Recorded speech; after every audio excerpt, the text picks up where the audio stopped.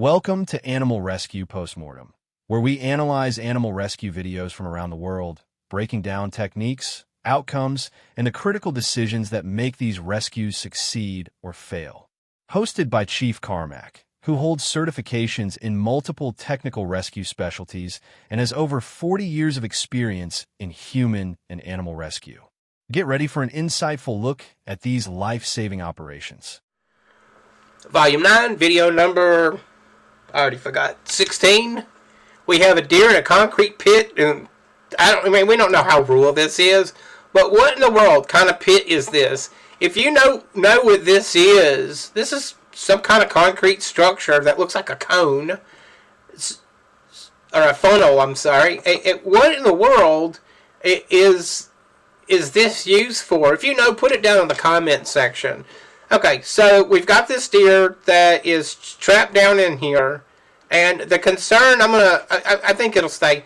The concern I have is the bottom here. I mean, is this a funnel, and it's trying to funnel water or something down into another location down below this, and this is just debris buildup where it could give way, and the next thing you know, you're like 100 feet underground or whatever. So that's a concern with this type of rescue, because this guy's going to go down in here in a moment. And then, it's fleeing. It's starting to injure itself. You can see the abrasions on its joints there from trying to get out. He almost made it. So we've got a deer. Now it's got its head trapped in there.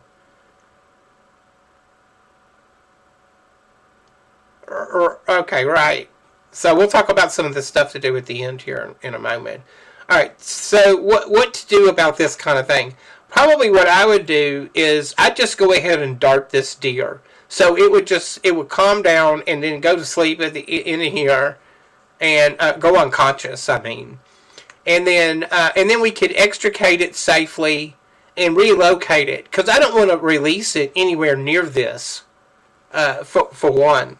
Because it may end up right back inside this whole cone, funnel, whatever it is. All right, and then before I went down into something like this, I'm gonna have my rope rescue equipment on and be able to have ropes connected to me before I go down inside this. This bottom could give way. We don't know what the possibilities are. So in order to avoid me falling any further than that, it's rope rescue equipment, okay? And I'm going to do like a twin tension rope system, so all people got to do is just pull me out of there. Particularly if I have the deer in my arms and the bottom happens to give way. So we've got chemical capture, we've got rope rescue, so that's your rope rescue technician certification that you're going to want. And then I disagree with just pulling it out of here. Look at those legs flailing, trying to kind of get a grip. You could get an eye put out, all right? This deer could kick one of your eyes out if something should happen to you. Or should it kick you in the face? You have to think about injury prevention. Nobody's heroic getting injured. And animal rescue people, there's all these egotistical people out here who don't know what they're doing. They don't have training, and they're like, well, I will do whatever it takes to get this done, including getting my eye put out. So, well, to those rescue people, that's who these videos are geared towards, so that you stop doing dumb stuff out there, because you don't know what you don't know, right? That's what these videos help address, is stop doing dumb stuff when it comes to animal rescue. Get training, get equipped, hang out with people who actually do know what they're doing, who have experience, all right, before you do these kind of things. I'm going to take a brief break away from the video for a moment to remind you how important it is to subscribe to our YouTube channel. It's absolutely free. It's just a click or tap away. Like the content, share it on your social media, leave a comment about what you think of our content, this video. If you have an experience to share or a video that you would like to see the postmortem cover, put that down in the comments. and then head on over to our website. There's a lot of good information over there about emergency and disaster preparedness, as well as other things related to the organization. I'm not going to tell you what the other stuff is. It's a secret. You got to go over there and find out for yourself. Okay, let's get back to the video. Yeah, this is an easy but a tough one. And then at the end of this rescue, when we get that animal out of the hole, we're going to return back to this hole here, and let's see, right there. These branches are going to get cut down, because look at how it did that. I mean, that was completely unexpected.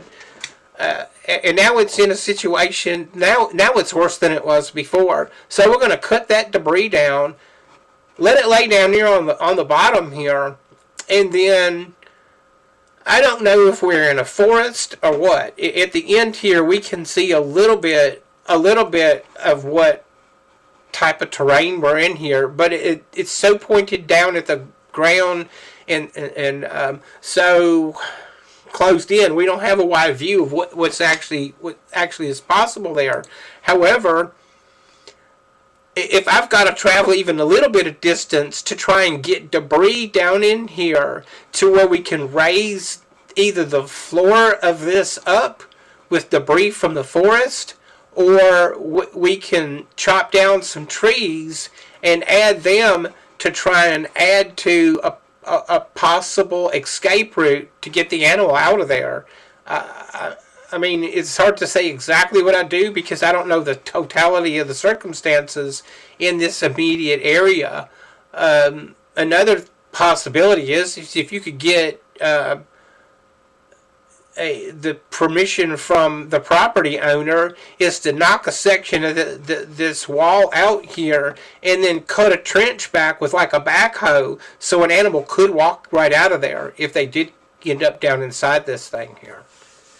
Okay, so rope rescue stuff for going down into a thing like this. Oh, I also forgot to mention laddering it. Put a ladder down in there. And then chemical immobilization. The only reason I say chemical immobilization is because of the way this wild animal is going to react to being handled. And it would just make it safer for everybody to get it out of there.